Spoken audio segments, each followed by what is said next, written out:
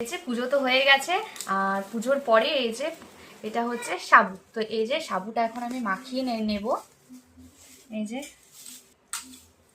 সাবুটা আমি কি দিয়ে মাখাই তোমাদেরকে দেখাই। আগের দিন রাতে কিন্তু আমি সাবুটা ভিজিয়ে রেখেছিলাম, আর এখন আমি এখানে দু ধরনের বাতাসা দিয়ে নেব, আর তার সাথে দেব একটু কাঁচা দুধ, আর তারপরে হচ্ছে একটু কালাকান। হ্যাঁ, এই কালাকান মিষ্টিটা দিলে কিন্তু সাবু মাখার টেস্টটা আরো অনেক গুণ ভালো চলে আসে। আর তার সাথে আমি একটু দিয়েছিলাম ঘরে থাকা একটু গুঁড়ো দুধ আর হচ্ছে চিনি। তো এইটা দিয়ে আমি ভালো করে সাবুটা মাখিয়ে নিই। আর এর স্বাদ আরো ভালো আনার জন্য আমি দিয়েছিলাম একটু মিষ্টি দই। আর তার পরপরই আমি দিয়ে দিয়েছিলাম কিন্তু কলা,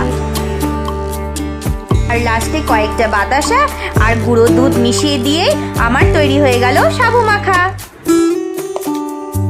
জানি সাবু মাখাতে আরো অনেক কিছু লাগে, তবে এইভাবেও তোমরা মাখিয়ে খেয়েও দেখবে ভালো লাগবে।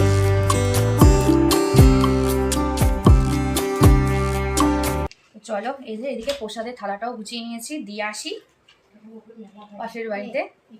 হ্যাঁ, যদি ঢেকে নিয়ে যায়।